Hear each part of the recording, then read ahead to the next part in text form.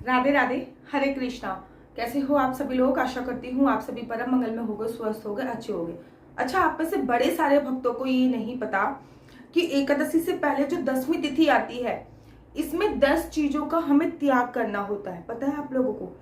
10वीं तिथि में हमें 10 चीजों का त्याग बहुत कंपलसरी है, तभी हम 10वीं तिथि के नियम का पालन कर पाएंगे।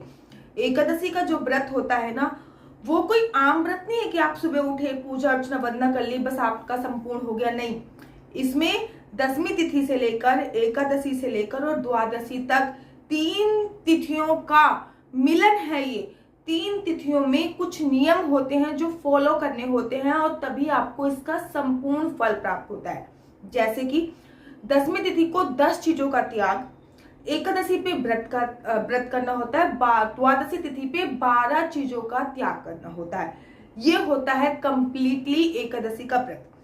सबसे पहले तो 10वीं तिथि पे जिन 10 चीजों का त्याग करना होता है उसके बारे में बता देती हूँ। सबसे पहली और मोस्ट इंपॉर्टेंट चीज जिसका त्याग आपको 10वीं तिथि पे करना है वो है सूर्यास्त के बाद भोजन करने का त्याग।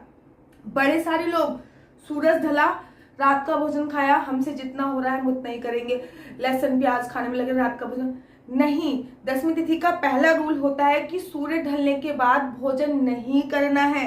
नहीं का मतलब नहीं। हाँ, आप ऑफिस से देर में आ रहे हो तो आप दूध का सेवन कर सकते हो, आप फ्रूट्स का सेवन कर सकते हो, लेकिन कोशिश कीजिए सूर्य अस्त से पहले ही भोजन इत्यादि जो भी करना है कर लीजिए। पहली चीज ये होती है। 10वीं तिथि के नियम बता रही हूँ, ध्यान से सुनिएगा। नंबर दूसरा, लहसुन और प्याज का त्याग। 10वीं तिथि, वैसे तो कृष्ण भक्तों को कभी भी लहसुन प्याज का सेवन करना ही नहीं चाहिए, लेकिन किसी कारणवश घर परिवार में कुछ ऐसा है कि द्वेष की भावना उत्पन्न हो जाए तो आपको 10वीं तिथि पर लहसुन खाना पड़ जाए, तो कम से कम 10वीं तिथि, एकादशी और द्वादशी पे तो लहसुन प्याज निषेध करिए।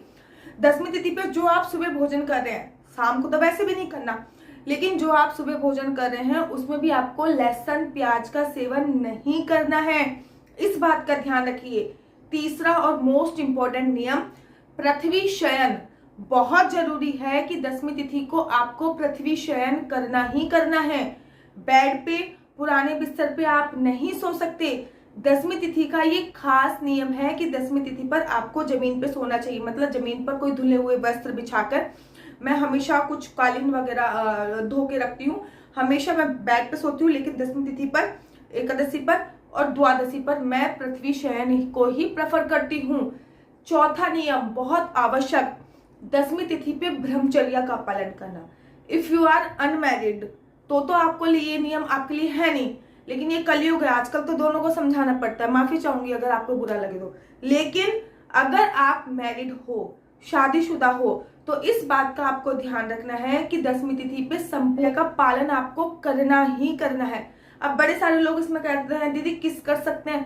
अरे भाई, ब्रह्मचर्य मतलब संपूर्ण ब्रह्मचर्य का पालन करना है, ठीक है ना? क्योंकि मेरे इंस्टाग्राम पे मैसेज औरतें करती हैं, ऐसा कुछ लेडीज करती हैं, अगर हस्बैंड ना माने तो, ये ना हुआ तो। मैं सब कुछ आपकी मजबूरी समझ रही हूँ, लेकिन आप जो जो नियम बताए गए हैं पहले वो समझ लीजिए। छठा नियम और बहुत आवश्यक नियम, 10वीं तिथि पे किसी भी प्रकार का शहद का सेवन नहीं करना चाहिए, अर्थात शहद से बनी हुई चीज नहीं खानी है। और घृत अथवा शहद का सेवन भी 10वीं तिथि पे निषेध बताया गया है। सातवां, बैगन का सेवन। बैगन का सेवन 10वीं तिथि पे नहीं करना होता है।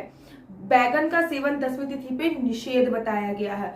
ये भी बोला गया है कि 10वीं तिथि पे और द्वादशी तिथि पे बैगन के सेवन से परिवार का नाश होता है, तो सावधान होकर 10वीं तिथि पे ये नहीं खाना। 10वीं तिथि पे किसी भी प्रकार से गाजर का सेवन नहीं करना है। इस बात का याद रखिए कि 10वीं तिथि पे गाजर खाने से वंश का नाश होता है, तो 10वीं तिथि पे और द्वादशी तिथि पे भी इनका पालन करना है। ये 8 नियम हो गए। 2 नियम और बताती हूँ। मसूर की दाल, कहते हैं कि जब भगवान विष्णु ने मोहिनी रूप धारण करके राक्षस का वध किया था, जिसने अमृत का पान कर लिया था, स्वामवनु, उसके बाद उसकी हड्डी से जो निकली थी, हड्डी से लहसुन की उत्पत्ति हुई थी, उसके मांस से प्याज की उत्पत्ति हुई थी, और यहाँ पे उसकी रक्त की बूंदें गिरी थी, वहां पे मसूर की दाल की उत्पत्ति हुई थी। इसलिए बोलते हैं कि मसूर की दाल का भोग भगवान श्री कृष्ण जी को नहीं लगता, और अगर आप एकादशी के व्रत के नियमों का पालन करते हो तो आपको दसवीं तिथि पे इसका सेवन भूल कर भी नहीं करना चाहिए। 10वां नियम और बहुत आवश्यक नियम होता है, 10वीं तिथि पे बासी भोजन का सेवन नहीं करना है। वो मैं सुबह की बता रही हूँ, अर्थात 9वीं तिथि पे आपके घर पे कुछ भी बना वो आपने सुबह सुबह 10वीं तिथि पे फ्राई करके खा लिया नहीं।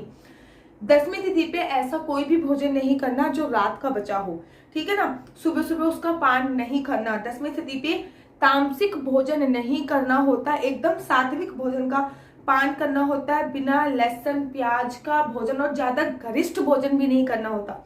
गरिष्ठ से मेरा अर्थ है कचौड़ी वगैरह आप बना रहे हो और वो खा रहे हो, ज्यादा हैवी भोजन नहीं करना होता। इनफैक्ट ये तक भी बोला गया है कि कंद मूल का भी त्याग 10वीं तिथि पे करना पड़ता है। तो 10वीं तिथि पे इन नियमों का पालन आपको अवश्य करना है। ये 10वीं तिथि के 10 नियम मैंने आपको बताए। अगर आप द्वादशी तिथि के 12 नियम जानना चाहते हैं तो आप मुझे कमेंट्स कीजिए, मैं द्वादशी तिथि के 12 नियम भी आप लोगों को अवश्य बताऊंगी। और अगर आपको मेरी वीडियो अच्छी लगती है तो आप अपना यूट्यूब चैनल हरि बोल को लाइक शेयर सब्सक्राइब करना बिल्कुल भी मत भूलिए। तब तक के लिए मुझे दीजिए इजाजत। राधे राधे, हरे कृष्णा, हरि बोल।